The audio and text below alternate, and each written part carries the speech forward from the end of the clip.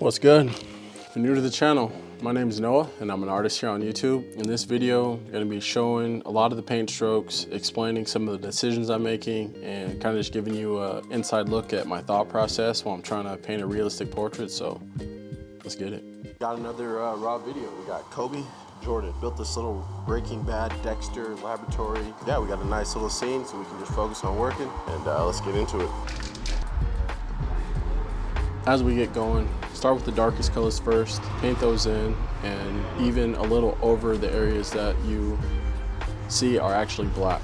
Because we are going to be building on the darkest values, it's okay to overspray at this point, and we're going to go from dark to light. So you can see we're laying down the black, and then I'll take that next darkest gray, lay that in, and then by the time I hit the mid-tone gray, all the surface area of the face I want to have covered. And by covering the whole surface area by the midtones, we're just laying up a solid foundation. So if you envision the plane of the wall and everything is covered with paint by the midtones, you just have a foundation of paint. And then this is your black, this is your gray, and then your midtone, and then you just keep stacking that until you get to your highlights. And yeah, again, it's just a foundation, and you want to make sure there's none of the wall showing through. This is going to be more prevalent on more textured walls like stucco or brick or corrugation, because the texture of the wall or the color of the wall behind will definitely take away from the illusion or the realism that you're trying to create through your painting. So make sure everything is covered, and you might have to shoot out more paint than normal if you're on a more textured surface, for sure. When we're dusting with these lighter grays and building up, we might go over some of the black, but that's okay because we can always come back at the end and just refine the blackest blacks and the shadows. At this point, we start to lay in some of the texture. You can kind of see some of the pores start to get rendered. And the benefit of doing textures early on in the stage, you would think that might be something you do at the end. But the benefit doing it at this stage is the fact that you can go over them. So you add some of the wrinkles and freckles and pores and all that stuff early on, and then you dust over it. And by dust, I just mean like an even light coat of spray paint on top of that to make them more subtle, to push them back, because if it's too pronounced, it just takes away from the realism. Subtlety is going to be your friend for sure. And yeah, at this point we're back with the black and just trying to redefine some of those sharp edges. With spray paint in general, sharpness is going to be your biggest challenge. It's a naturally fuzzy medium, so it's easy to get out of focus stuff, blurry stuff, and yeah, that sharpness is going to be your rival. So whatever you have to do to counteract that, whether that's a stencil cap, you can see me using that in this video, whether that's tape, whether that's your hand, whatever tool that you can find at your disposal to make some sharp lines, I would say go for it. Can control, and just understanding the spray can is obviously going to be your biggest ally, but again, it's just about execution. It's about the final product. So whatever you think you need or that you can use to execute and get to that end result, I say go for it. But also come in with some of the transparents. Transparents are just huge for subtlety. Like I was saying, you have transparent black, gray, and white for a grayscale portrait, and they just add so much more control. I heard once that transparents are like a band-aid, and that always just clicked for me. If there's a spot that you want to push or pull just slightly, or a wrinkle that you want to just have in there, or maybe some hairs that are not as defined, transparents are going to be your greatest ally in that sense. At this point, I lay in the background so I can focus on that edge between the edge of the face, the ear, and the background.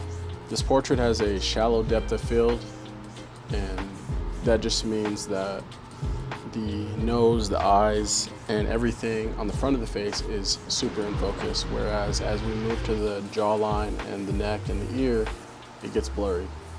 And so I have to get that background in so I can mess with that edge and the relationship between the side of the face and that background. and I use transparency to define that edge and make it a little softer. Also, you want to be able to make decisions with the background laid in, just to see how the portrait is going to relate to the background, because it's all one piece. So some might say it's smart to do that first, and I'm normally that person, work back to front.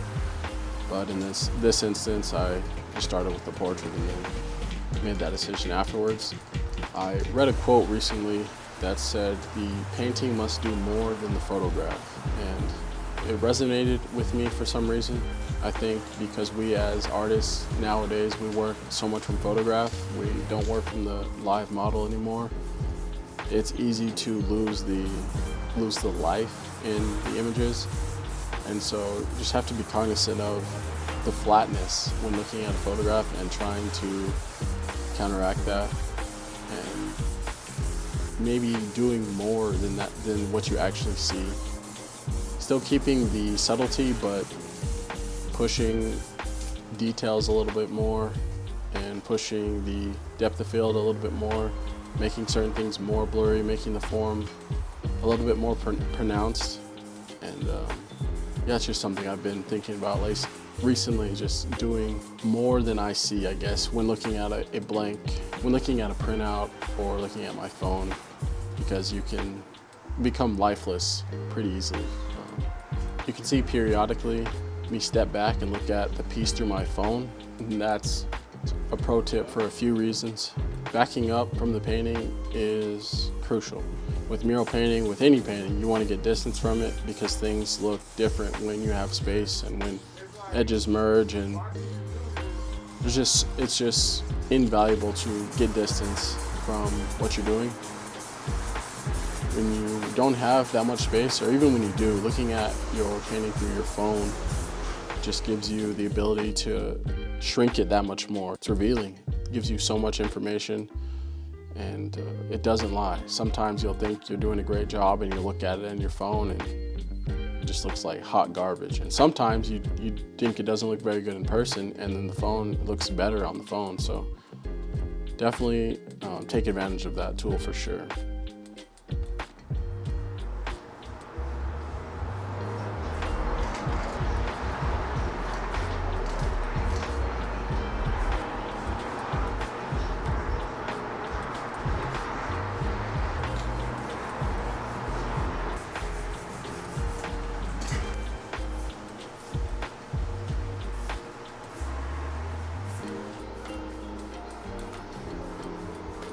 Then we go ahead and peel this middle tape piece, and peel the tape off the ceilings, take down this plastic contraption, and it's time to pack up. Still making, like as I'm packing up, I'm walking back in, looking at it, and then we just start to tinker and have some fun, do some stuff that notice, and again, keep looking at it through your phone, take some photos, different angles. Just make sure you're happy with it before you wrap it. Hopefully, if you made it this far in the video, you picked something up, you learned something, sparked some thought that's going to help you in your next project. The goal is always just to grow and share any knowledge that I have. And hopefully, if you watched, you took something away.